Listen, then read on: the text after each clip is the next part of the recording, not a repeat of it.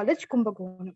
His publications include 15 research papers and has done social service at Kavanur Career Guidance and Placement Cell HHRC and the coordinator of Soft Skills Program HHRC.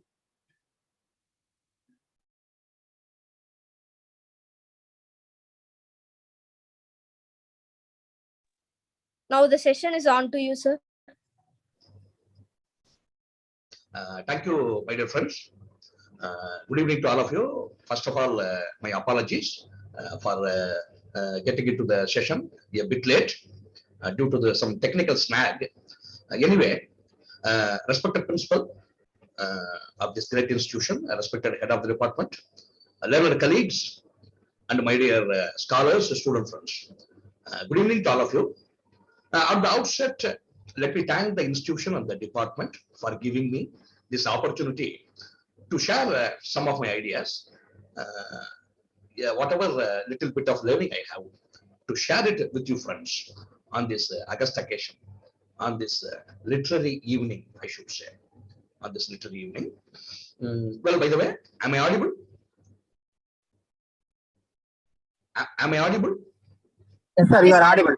Okay, let it be.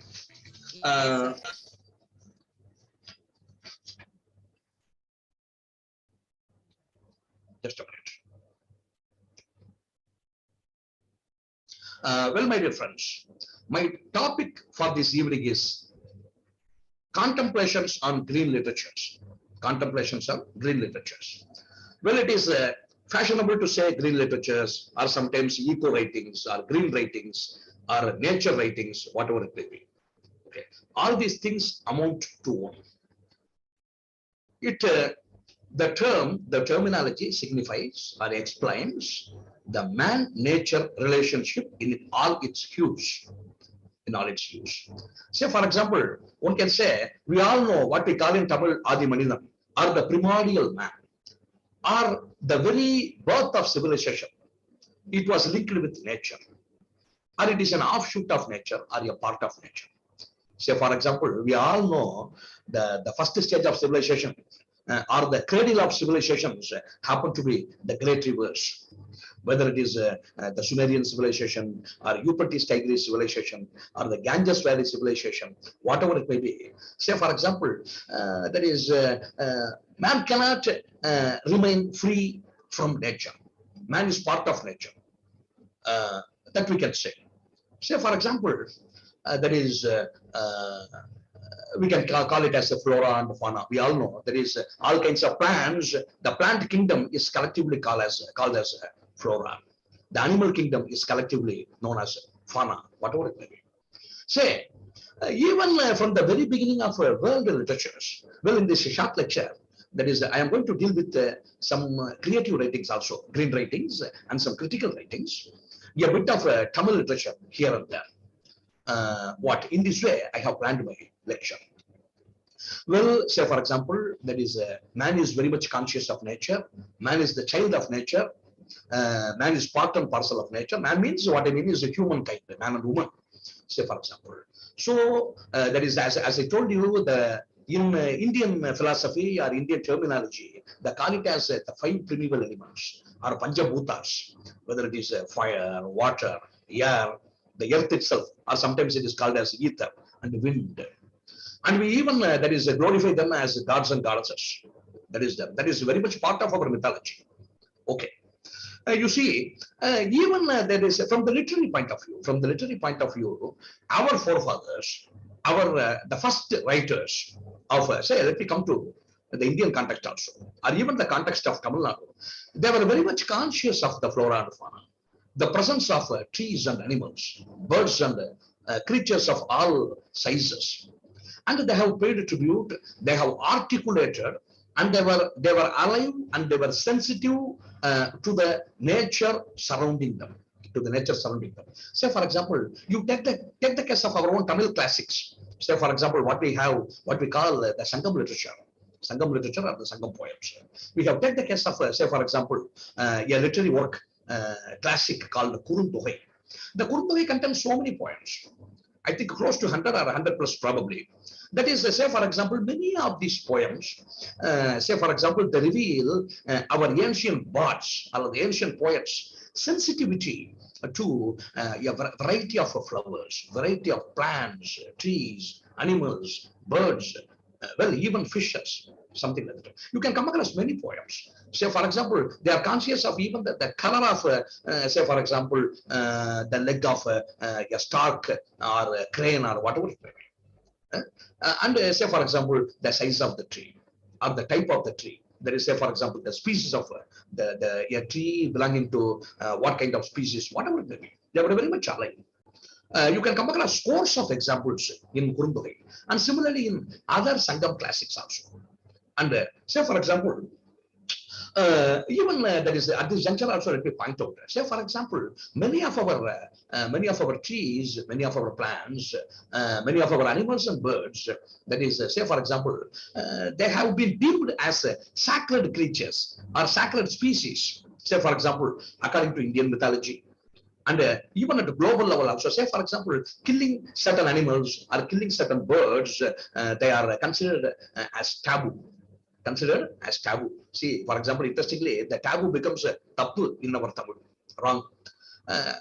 Kindly think over this thing. Say, for example, let me make a huge jump from the Sangam classics to our own Subramanya Bharati's poems. Say, for example, in his poems, many of his poems, he pays tribute to the primeval elements. Say, for example, he has composed poems on fire, for example. Of course, he calls it as Agni, okay, or Nerupu, whatever it may be. And similarly, he has written poems on wind. Say, for example, in his especially what we call Vasana Kavidai, or free verse in Bharati's poetry collection, you can come across. Say, for example, he's addressing the wind as wind god, similarly the fire and other aspects of nature, say like lightning, and thunder, and even a storm. About all these things, he has written poems. Why I am telling all these things is, say, for example, from the Indian context, from the context of Tamil Nadu, that is, our poems, our poets, I'm sorry, our creative writers, they have remained sensitive. They were alive to what the nature around them, various aspects of nature around them, the aspects of nature which appealed to them, which motivated them to compose poems and other genres of writings, whatever they be. You see, my dear friends, say for example, you come to, say for example, our British literature, or even say kind of, let us examine the relationship between what nature and mankind. See, for some, nature is a teacher. For some, nature is a healer.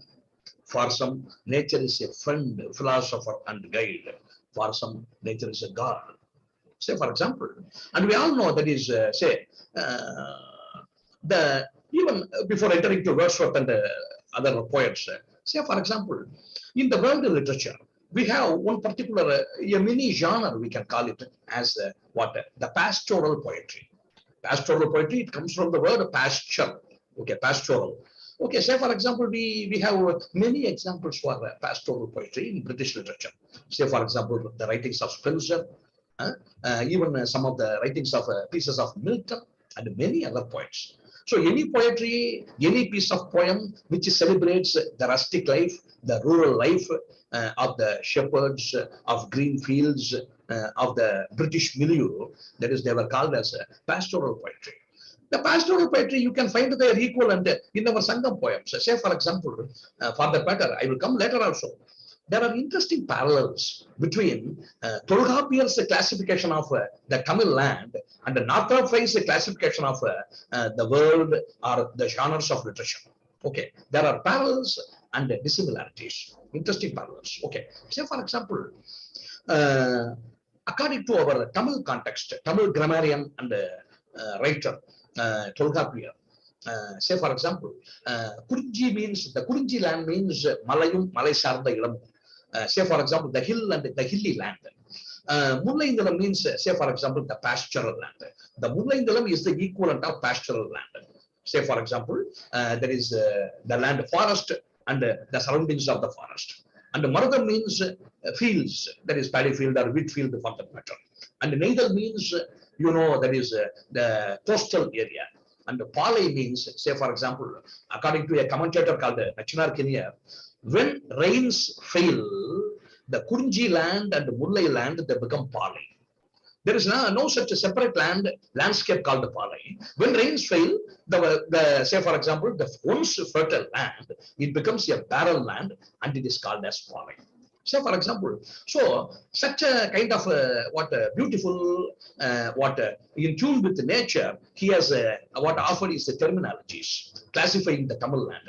Not only classifying the Tamil land, well, my dear friends, I consider these, all these are, that is part and parcel of eco-thinking, eco-writings. Okay.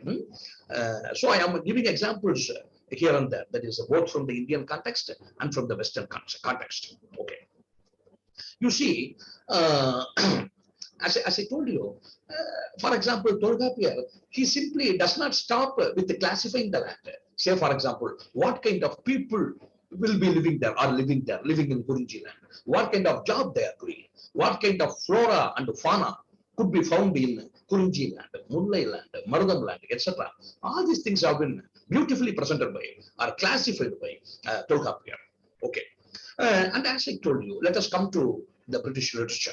Say, for example, as I told you, the pastoral elegies, even including Lycidas by Milton, the pastoral poetry of Spenser, the pastoral poetry of Keats, or for that matter, the romantic poets that readily come to mind. Then, say, for example, as I told you, we all know the famous poem of Wordsworth, Tables Turned. Tables Turned. He is called as the high priest of nature. Okay, tables turned, up, my friend, and quit your books, etc. And finally, the final line is, let nature be your teacher. Let nature be your teacher. This is the final line of the poem, Tables Turned by Wordsworth. And of course, you all know that is the other poems in which he pays tribute to the various aspects of, especially the benevolent, the kind, the providential aspects of nature of nature of nature. Okay, say for example, one impulse from your vernal wood may teach you more of man, of moral, evil, and of good than all the sages can. Again, these are the lines from Wordsworth. Okay, just a minute, I will come back.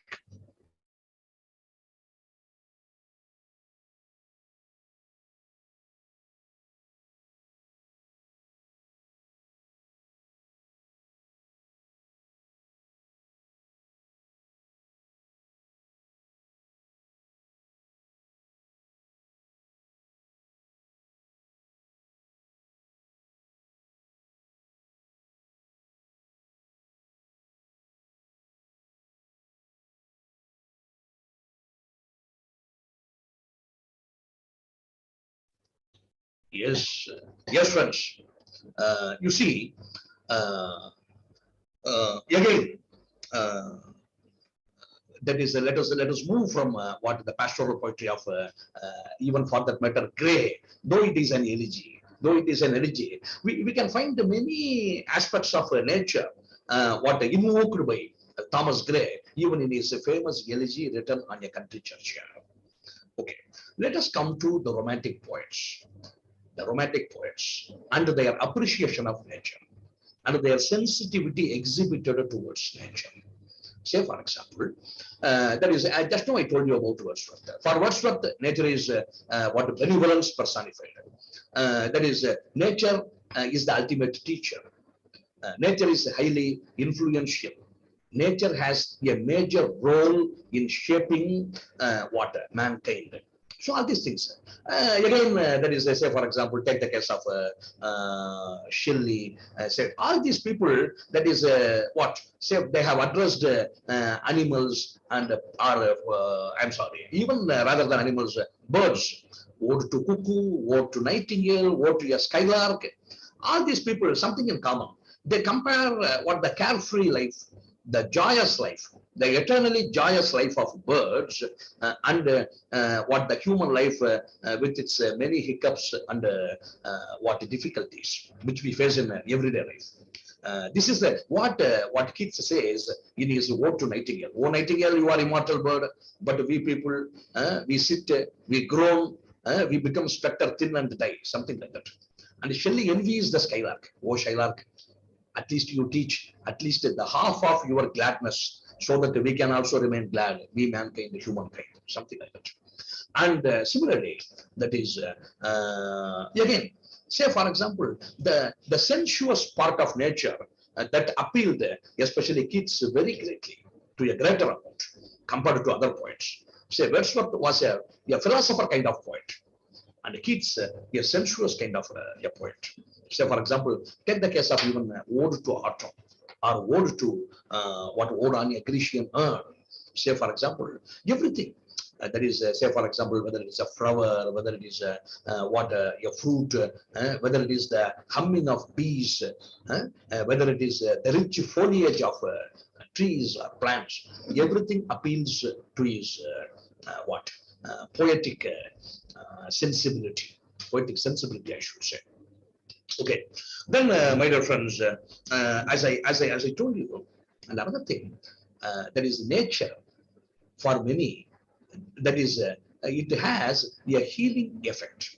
Say for example, nature does not betray what its worshippers or those who are faithful to nature. This sentiment is what echoed by Wordsworth in his poem Tintern Abbey Lines. Nature never deceives. Nature never betrays the hearts which love her. This is a wonderful line by Wordsworth. Something like it. Then that is, as I told you, sensuous poetry has been written by Keats and Shelley. And again, even the complicated aspects of nature. Say for example, that has been appreciated by a poet like Shelley. Say for example, what wind can be a preserver and a destroyer. Oh, wail west wind, the breath of autumn's being. That is, and finally a trumpet of prophecy. The wind becomes a symbol for Shelley. The wind becomes a symbol for Shelley. Oh, trumpet of prophecy. If winter comes, can the spring be far behind? This is the final closing line of Shelley, we all know. And similarly, say for example, even if you move to the Atlantic shores, say for example, even in American literature, we have a great many people, those who have appreciated, starting from the first poet laureate, Walt Whitman. Different aspects of nature have appealed to his sensibility. Again, though it is an elegy, when lilacs last in the dooryard bloomed, he has this rich imagery of nature. And similarly, in Out of the Cradle, endlessly rocking, another poem. And even in the so-called pessimistic poems of Dickinson, we have many references to flora, fauna, flowers, birds, all these things. There is nectar, whatever it may be, the trumpet of drums, the sounds of a trumpet. All these things have been referred by poets like Emily Dickinson, Walt Whitman, and many others. Then, my dear friends, okay. Yes. You see, even say for example, we have come up to even American literature, even some of the many poems of Blake anticipated romanticism. Just we are just going a bit a kind of flashback. William Blake, say for example, that is his poems are tribute to various aspects of nature, and they are symbols also. Of course, we have lamb and tiger mean lamb-like people, tiger-like people, but still we can treat lamb as lamb and tiger as tiger. And the echoing green, a poem like. There are many poems that is the beautifully described nature. Again, they also pay tribute to the healing aspect of or the nostalgic memories they can evoke in human life. All these things have been become the grist for the mill of Blake's sensibility. And another thing, my dear friends, whether it is yes, coming to Coming to the Indian context, say for example, something negative. Say for example, say for example, we have to strike a healthy balance between, say for example, protecting nature and making a constructive exploitation of nature. But what happens, even on a least provocation, we tend to chop down trees, isn't it? Say, for example, we all know that the famous Indian poem by that Indian poet, that is Give Patel, on killing a tree. On killing a tree, ironically, it gives you a recipe for killing a tree. What to be done first, what to be done second, third, fourth, etc. Say, for example, you have to make use of rope, you have to pull down the tree. You should not leave the tree half cut or half chopped, because once again the tree will regain its foliage or other things, something like that. Okay, actually the point is what, it is a dig at the humans' indiscriminate destruction of nature. On killing a tree, a poem by Give Patel. Okay. Then similarly, even in the, say for example, Canadian context, Canadian literature, say for Canada, say for example, the landscape is the mindscape, they used to say. The landscape, say for example, not only in Canada, nature is what we call in Tamil, Padu Porul. Say nature is a major theme for any writer, any aspiring writer, ambitious writer, to write poetry or short stories, novel, whatever it may be. It is more so regarding Canadian literature, because the half of the country, or the 70% of country, is buried in snow because it is close to Arctic. So that is why it is having its own the Canadian literature, typical reception given to nature. That is nature's hostility. That is also evoked by the Canadian poets. Say, for example, that is initially, before the advent of technology, that is according to Margaret Atwood, nature resembled a monster. Nature was a victimizer once upon a time. Now, thanks to the technology, thanks to the negative effects of technology, mankind has taken upper hand in chopping down trees. Once nature was a victimizer, now nature is a victim. So both these aspects have appealed to Canadian writers, Canadian poets. They have written a lot of stuff about trees, about animals, about birds. Say, for example, one of the books, poetic works of Atwood has been titled Animals in That Country. Animals in That Country. And say, for example, again, the landscape. Say, for example, it also has been treated as a theme in many of the Canadian poems. Then, say for example, okay, we have this environmental activism. Many of our writers, many of our thinkers, and even at global level, that is, they happen to be, some stop with merely writing, and some happen to be activist writers also. Say, for example, in Indian context, Mahashweta Devi or Arundhati Rai, for that matter. Okay, nowadays, that is, say, for example, not only they stop with writing, they give clarion call on various issues that is related to or affecting mankind. Say, for example, that is, even in India, that is, once what happened in the, probably in the Uttaranchal or the old Uttar Pradesh area, when trees were cut down indiscriminately, there arose a movement called Chipko movement. CHIPKO, Chipko movement. Chipna or Chipko is a Hindi word. It is something like, it means to hug something, to hug the trees. Say, for example, you hug the trees and exhibit your solidarity with nature, and don't allow others to chop down the trees. This is the what the Chipko movement took place even some 4 or 5 decades back. Say, for example, there were leaders like Sundarlal Bahuguna and others. And many of us know about such names like Vandana Shiva, And similarly, even a young girl, probably from Sweden, Greta Thunberg, I think, if I remember. Say, for example, you can frequently that is come across images. Say, for example, what she has made a protest, or she has led a protest. Say, for example, at the global summits, that is chiding the irresponsibility of even the global powers in protecting or safeguarding nature or a global balance. Global balance. Okay. And say this is one part. And even we have, say for example, that is even we have our own Nammalvar. He was not only a scientist. He has spoken and written a lot on, say for example, protecting nature, protecting indigenous varieties of our food grains. That is also a part of eco-writing.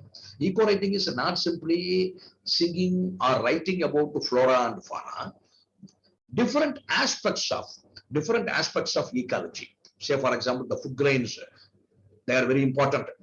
Our species, say for example, our bull species or our cow species, our buffalo species, maybe they are also very, very important. Say for example, we all know that is when people protested what for the introduction of the bullfight, that is they cited one reason as they wanted to preserve certain species of bulls. Otherwise, if we stop bullfighting, the practice of bullfighting, the species may get vanished. The species may get vanished, something like that. So in this way, humankind, we are intricately, we are linked with the flora and fauna. That is we. That was their claim. And similarly, that is as I told you. Yes, I was telling you about Naparwar. So he is also a kind of there is a green writer. A green writer. He has written a lot on what our own indigenous cultivation, the finer points of the merits of indigenous cultivation. About all these things, he has said a lot. He has written a lot. Okay. Then, my dear friends, even say for example, let me give another example for this. Some writers, the traits of ecology, they could be easily labeled as eco-writer. But there are some writers who are not overtly visible as for their eco-consciousness. Say, for example, take the case of the Nobel laureate Ishiguro, the British writer of Japanese origin. Say, for example, he never claims himself as an eco-writer, an eco-conscious writer, but still many of his novels, and that is whether it is a pale view of hills, then the reminiscence of the day, or the buried giant, the buried jet. He has written 4 novels. But many of his novels, in their own way, what they treat at a deeper level, ecological issues, which have been studied by research scholars. Say for example, okay, this only I'm telling. Say for some people, they brand themselves. That is, they claim themselves. They are only too happy to announce themselves as eco-writers or eco-activists, for that matter. But here is a fellow. Say for example, Kazuo Ishiguro, the British Nobel laureate. Say for example, it is not visible initially at the first level, first reading, the ecological issues treated by his works, but still there are issues tackled by his writings, ecological issues. This I want to highlight. Well, my dear friends, the terminology that is eco-criticism. It was, say for example, in 1978, eco-criticism, 1978, it was introduced by, coined by Paul Ruckert. And Paul Ruckert and the American critic Cheryl Gladfelty, she has also written a lot on environmental crisis and other things. Some of these things are available in net. Okay, so they are the pioneers in the West. Who have spoken and written a lot on what eco-criticism. Say for example, and similarly, we have another American writer called Rachel Carson.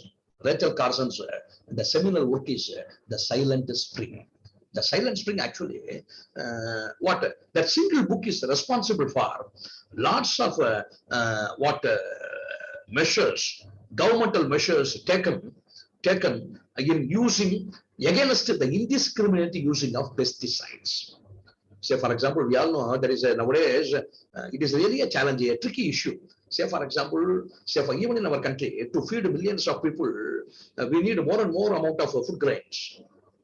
To produce more and more amount of food grains, definitely the easy way is to use fertilizers. But the point is there is a limit. Say, for example, people even used to say the fertilizer fed food grains, they don't have, say, for example, enough what vitamins or vitality which could be passed on to human beings. That may be that is the one thing. And another thing, there is a limit for everything. When you use too much of pesticides, definitely there is a it becomes counterproductive. It becomes counterproductive. This is the thing highlighted in Rachel Carson's book, The Silent Spring. So as a result, what happened? The entire American pesticide industry, it was up in arms against her. But ultimately, what happened? They had to bow down. They had to take measures in what they have to control themselves. What they have to bring themselves some kind of into some kind of accountability regarding producing and using chemical fertilizers. Okay, this is one thing. Rachel Carson, I wanted to mention, Cheryl Blatfelty and Paul Rooker. Then say, for example, coming to these people, thanks to the blossoming of this area of critical studies, there are numerous coinages. Say, for example, we have androcentrism. We all know that is andro means man, man-centric. Say, for example, already in feminism we have patriarchy. Just 1 second, please.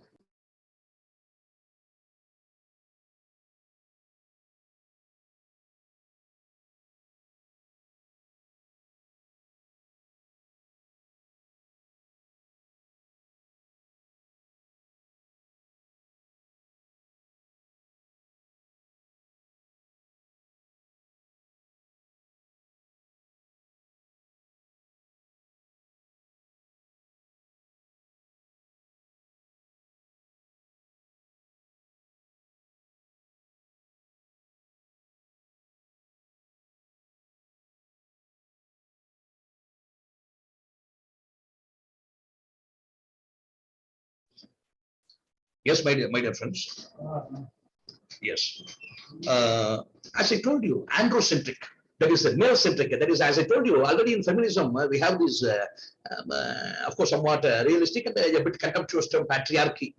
And here we have androcentric, man-centric world. Man dominates the world. Man plunders nature. Something like that. That is, say, for example, we have another term that is we are going to discuss, ecofeminism. Say, the womankind is always associated with nature. Women are associated with as protectors of nature. Say, for example, they are associated with fertility, cultivation, flora and fauna, rearing flora and fauna. And mankind is, say, for example, the men what are associated are considered as mere consumers or destroyers at their worst level. Okay, let it be. Say, for example, androcentric, I told you. And similarly, say, for example, ecosophy. Say, for example, it means to achieve a kind of a self-realization of all beings. A kind of self-realization. Who am I?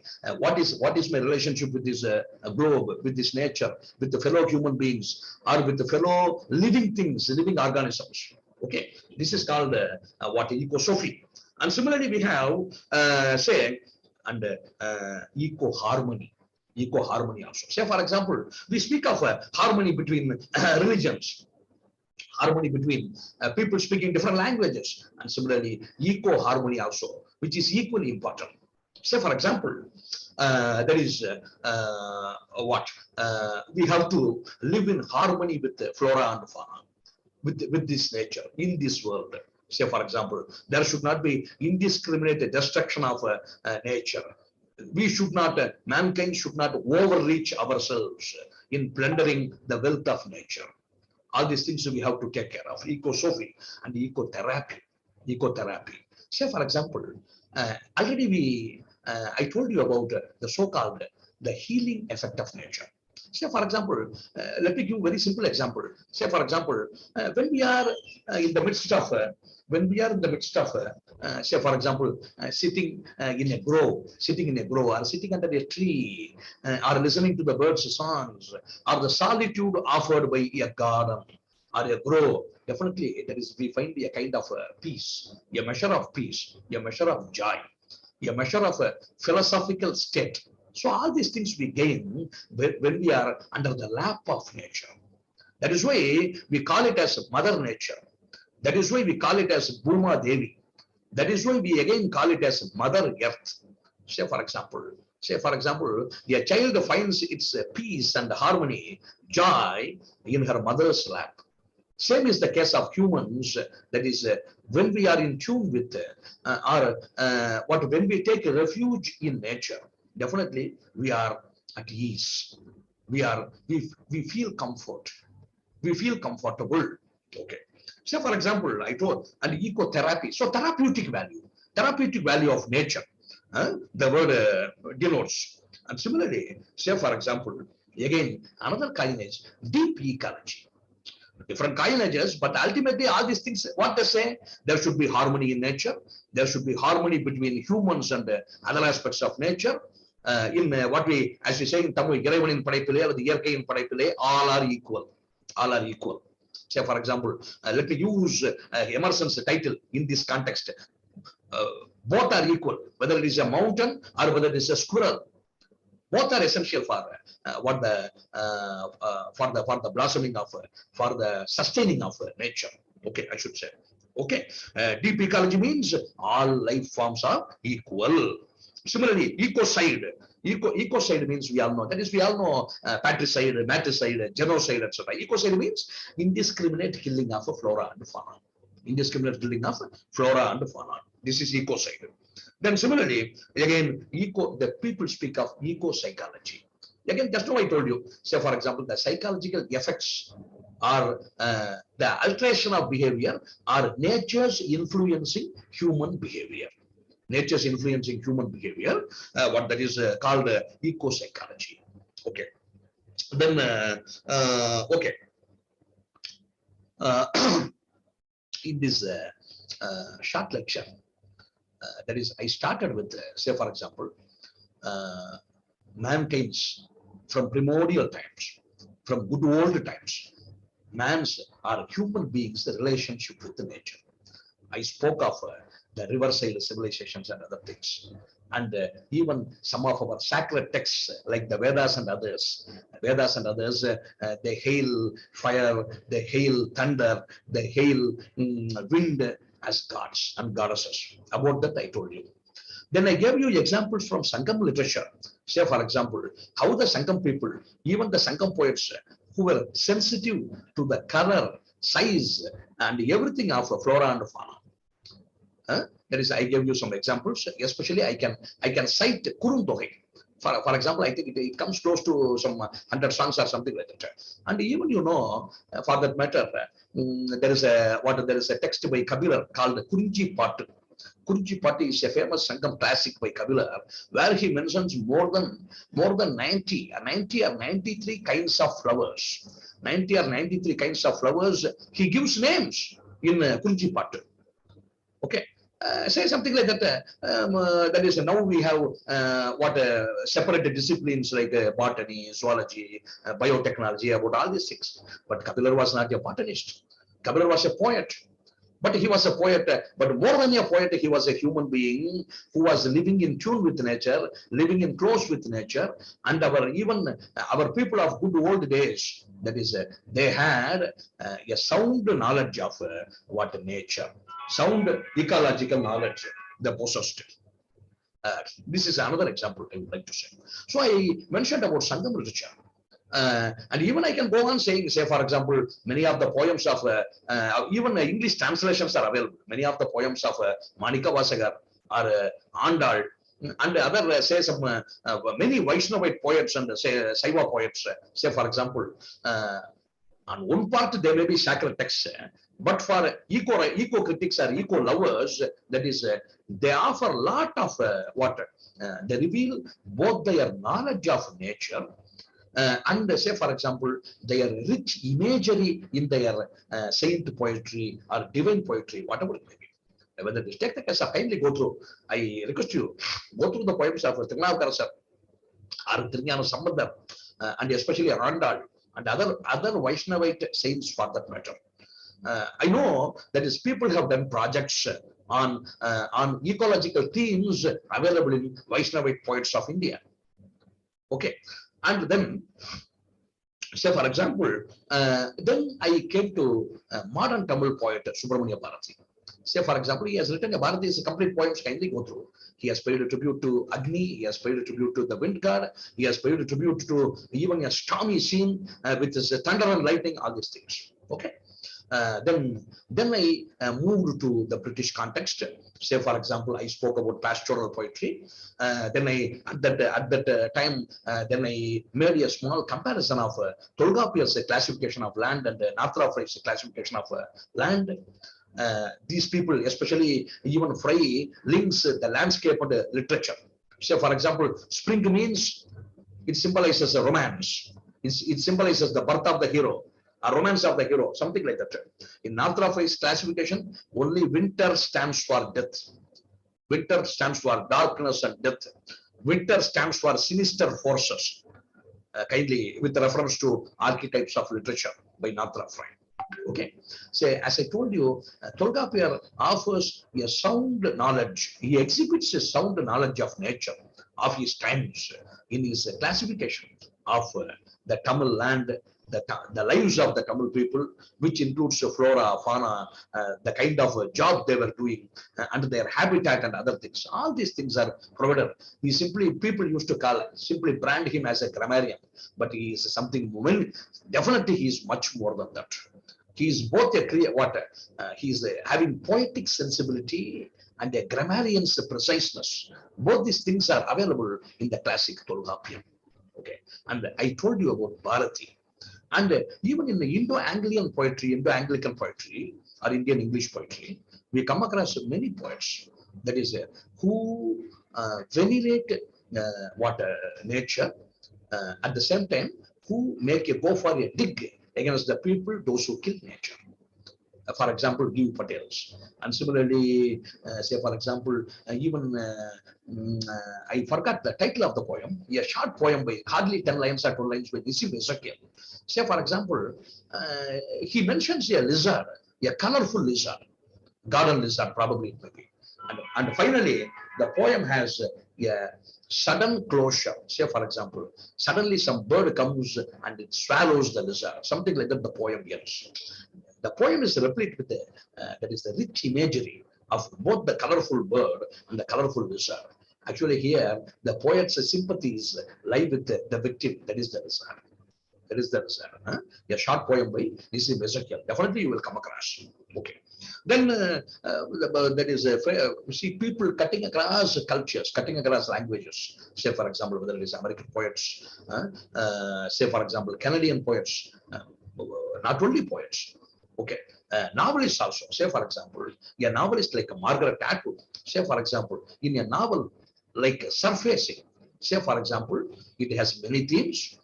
One of the themes, say for example, her search for her identity, her search to come to terms with the reality, with her present, that may be. But in the process, say for example, she offers beautiful and powerful invocation of, or the portrayal of the Canadian landscape, the Canadian rich forest imagery and other things, lake and other things. And similarly, in many of her works, say for example, in many of her poems also, say for example, what she invokes or she evokes various moods associated with nature. Okay. So Canadian literature, say for example, the kind of relationship the people of Canada and the creative writers of Canada, they have with nature, that also I told you. Say for example, at one stage for them, the creative writers viewed nature as a victimizer. Now it is viewed as a victim. Okay. From these both these vantage points, the creative writers have written their writings regarding as far as Canadian literature is concerned. And You see, then eco-criticism also I threw some light. Say, for example, Ruckert, Gladfelty, then say, for example, even say in our own context also. Say, for example, the Professor Nirmal Selvamani is a leading critic, eco-critic. Okay, he has written a lot on the concept of Thinai, Tolgapier's concept of Thinai. Say, for example, again related to landscape. Say, for example, and we have many critics. Say, for example, even in the context of Tamil Nadu, literary circles, we have Professor Dr. Sumati Madam and Professor Dr. Suresh Frederick, to quote a few, who have championed the cause of what critical writings on eco-literature. Eco-literature. So, definitely, my dear friends, especially Z generation is students. That is, this is the hallmark of addressing the Z generation students. Is the hallmark of is the central idea of this 1 week long program. Am I audible, my dear friends? Friends, am I audible? Yes, sir, Yes, you are sir. audible. Yes. Z generation students. Say, for example, we have so many branches of literary criticism. That is, say, but this particular, that is eco-criticism or green writings or green criticism, whatever we call, that is, they have direct appeal, they have direct link with our life, And this is a, say, for example, it is, of course, even we can say, it is a young branch of what a literary criticism or literary school or critical school, we can say. Hardly 50 years, not even 1978, he coined the term. Say, for example, 45 or 46 years. 45 or 46 years, it is somewhat a fairly youthful period for a branch of, for a genre of, for a school of criticism. So definitely, what I want to hint is, what I want to highlight is, young scholars, definitely, you can take up eco-critical reading of literary stuff offered by what creative writers at a global level. At a global level, both creative writings and critical writings, they are available in large measures at a global level in the Indian country. And another thing, as far as India is concerned, we need not stop with that is only Indian writing in English. We have the what rich nowadays people are exploring it a lot. Say, for example, rich unexplored what the field of regional writings, Indian writings available in English. Say, for example, plenty of nature poems may be available in Malayalam or in the Northeast for that matter. Northeast, say, for example, that is rich for its flora and fauna. It has its own unique flora and fauna. I had the experience of living there for 3.5 years, 3 decades back, 2 decades back, something like that. It is a land of waterfalls, mighty rivers, rich foliage of trees, water flowers, and fruits and other things. Definitely, all these things they inspire the creative writers. Especially, we have this many promising northeastern writers who have written a lot on ecological issues. Okay, say what I want to say is there is plenty available in regional writings. Sometimes straight away they are written in English, but many times they are available in translation thanks to Science Academy and other publications. See, we have plenty of scope for conducting our doctoral research and other levels of research, doing projects in as far as green writings are concerned, as far as eco-critical what reading of texts are concerned.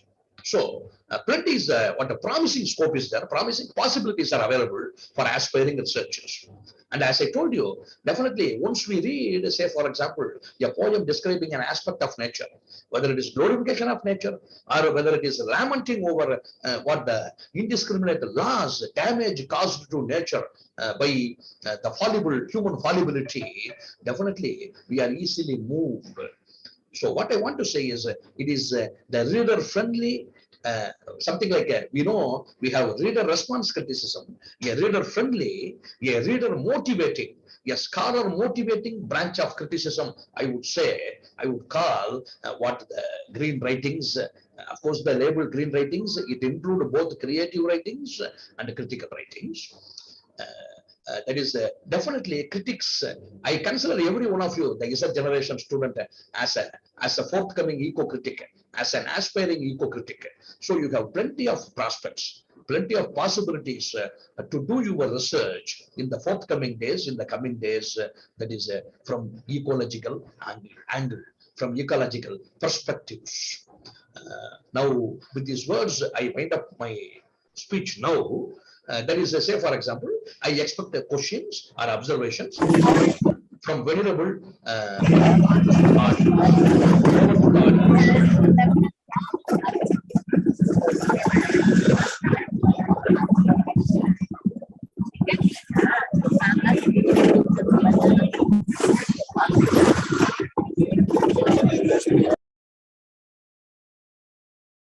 Yes, over to audience. I welcome your suggestions or questions, observations. Okay.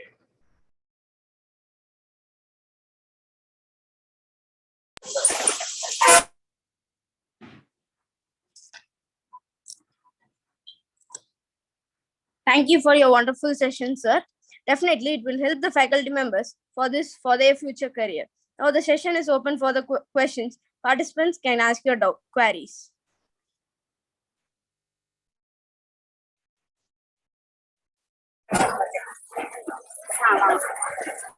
You are welcome to make your questions, observations, your point of view regarding eco literature or green writings. I welcome. I also will be profited.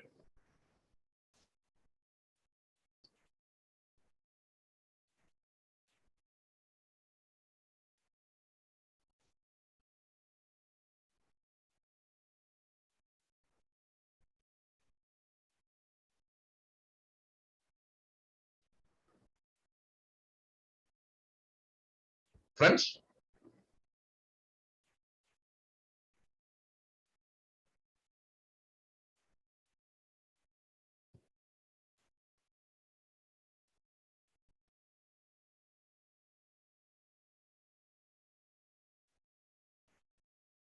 There is a trend in writing articles and literary reviews. I think the question is somewhat open, bit vague in the sense. Am I audible, my dear friends? System on Yes, sir. Yes, I want your opinion about ecological system. Please, that question again, please.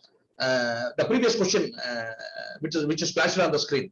Well, the answer for the previous question, I see plenty of people that is not necessarily literary writers, my dear friends. Say even starting from editorials, starting from letters to the editor of newspapers, magazines. Say for example, many times they reveal the sensibility of common people. Both at local and global level. Say, for example, this is the thing. And many of our newspapers, many of our literary magazines, even many of our popular magazines, they carry reviews of important books, important works, important short story collections. Say we have come across there is plenty of short story collections, short stories, who deal with environmental issues, And of course, there are specific literary journals like Indian Literature and others who carry detailed full-length reviews. And of course, we have even in the Tamil, serious magazines. I mean, that is magazines totally devoted to literature. That is, they also carry serious reviews regarding environment. And that is protecting our environment. Of course, it is a challenge for every one of us. Say, for example, on the one hand, that is we require the fruits of the technology or the materialistic civilization. But at the same time, say, for example, it is something like that is to give the well-known example. Nature is not we have to wait for a day to get an egg. But again, that is, let me remind our father of the nation's words. Nature can provide for man's need, but not for man's greed.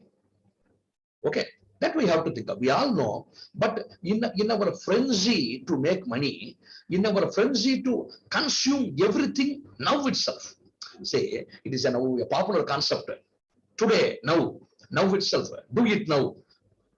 All these things are okay. But do it now here in the sense, negative sense, we want to exploit the nature Now itself, maybe in a single day, maybe in a single year, we want to plunder all the mineral wealth, all the ecological wealth of the world.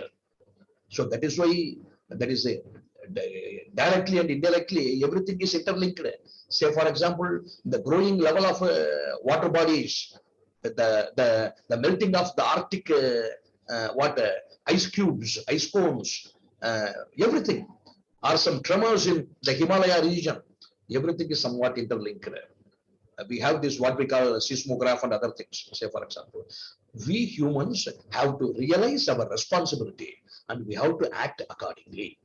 And especially that is why in our syllabus, say for example, that is this ecological perspectives. Even already we have done, but still we have to see that. Say for example, from school level onwards, that is love for nature, or our role in protecting nature. It should be, it should find its legitimate place in our syllabi, both at starting from school level up to college level. Of course, we have this in science, environment science as a separate paper we offer in many of our colleges. This is the right step in the right direction. So youngsters, say for example, have a major role for everything we used to say. We say, proudly say, of course it is right. Say for example, Indian population, more than 50%, 60%, that is, we have youths. And it is the role of the youths. It is the role of the majority of younger generation. Let me call it as Z generation. What? To protect nature, to develop our sensibility, to gain knowledge on our environment. By protecting nature, we protect ourselves.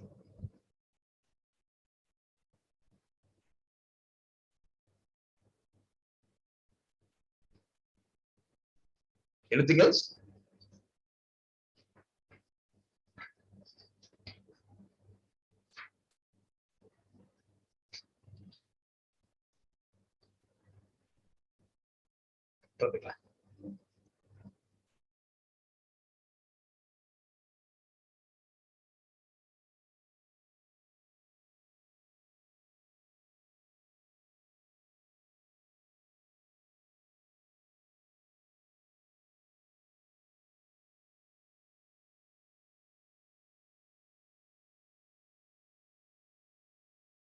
Sir,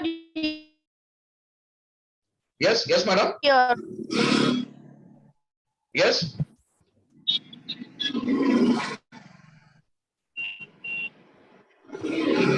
Should be mandatory in the syllabus. Of course, I feel so, but instead of using the word mandatory, that is good for. There is the presence of eco-criticism. Eco-criticism, yes, why not? It is a growing field. It is a growing field, scholar-friendly field. Definitely, it is one of the popular branches of criticism. So I think definitely we can have. We can have. That is, we can have eco literature. If not a separate paper on eco criticism, eco literature.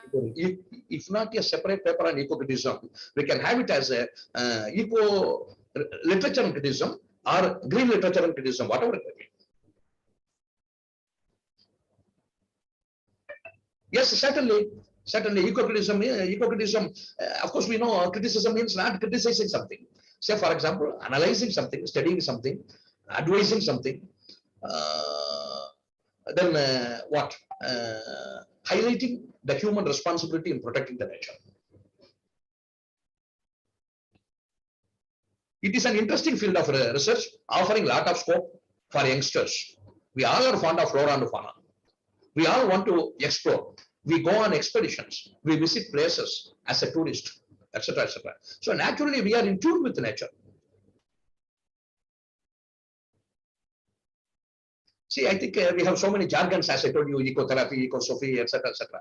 That is at a deeper level, say all amounts to say whether it is a plant. See, what is the difference between eco literature and green literature? What is the difference between eco ratings and green ratings? What is the difference between cultural materialism and new historicism?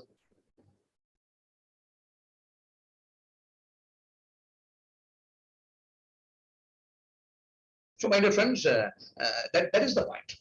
Of course, we can go on creating. There is a umpteen number of terminologies: ecosophy, ecofeminism, deep ecology, etc.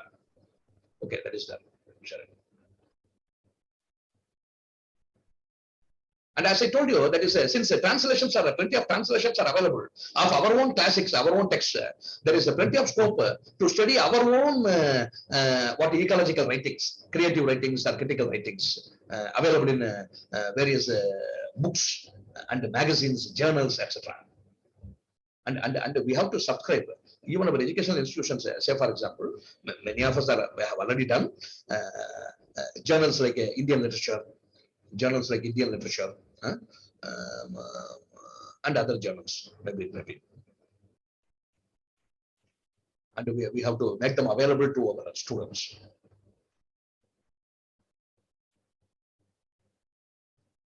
Yes, anything else?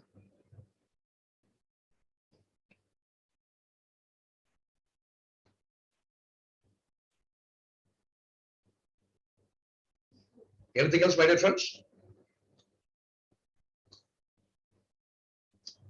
Related to eco-criticism, as I told you, there are definitely plenty of books available in the market. Say, for example, you can go for the. My point is kindly don't stop with what reading the Western stuff. This is my humble appeal to you. Try to read some eco-critics, eco-writings in the Indian context by the Indian authors, Indian eco-critics. Try to go for it. As a daily Indian literary tradition, he has brought out a book, Indian literary tradition, something like Indian eco-writing tradition, Indian eco-critical tradition. Okay. Yes, all great writers definitely. As I say, for example, many of our characters they live in solitude. Maybe it is fire on the mountain, whatever it may be. Okay, definitely. See, no writer can, in a sense, escape from nature, describing nature, or escape from appreciating nature.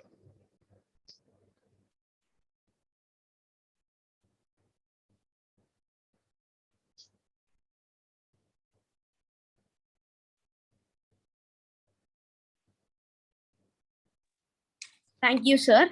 It's been a pleasure and honor to be a part of today's session. On behalf of the organization, I would like to extend my gratitude to Dr. S. Ganesan for sparing his valuable time. I would also like to thank the participants from various higher education institutions.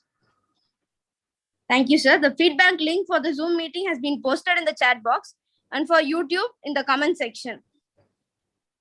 The participants can kindly refer to the chat section.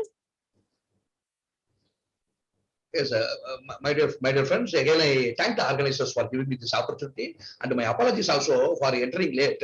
And at times that is I had to take a momentary leave from you, even amidst the lecture. Kindly bear with me.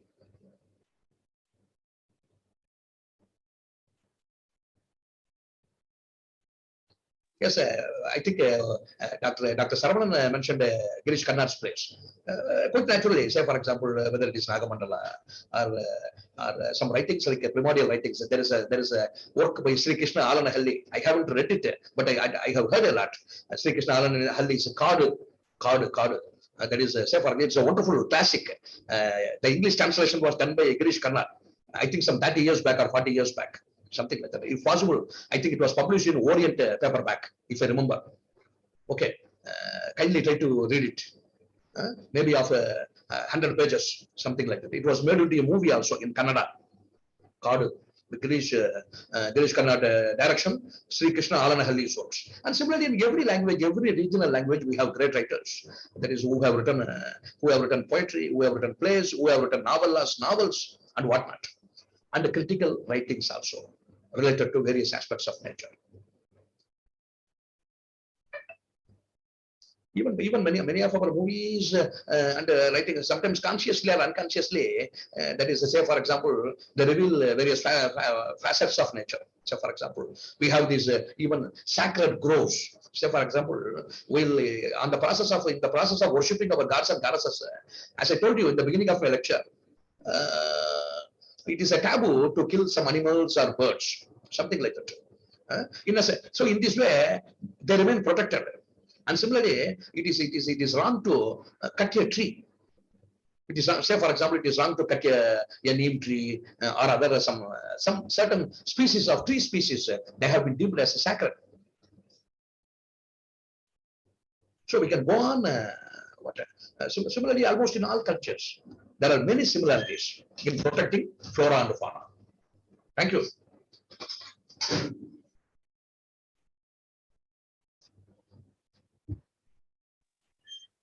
Thank you, sir. Thank you for your crystal clear, neat presentation. And I believe the participants will get a insight into this topic. Thank you very much. Thank you very much, sir. And thank you very much, participants. Sir, Thank you, you may leave the meet. thank you, madam. You may Thank you, leave the link. Thank you, madam. Thank you, one and all. Thank you, one and all. Thank you, one and all, sir. Thank you, one and all.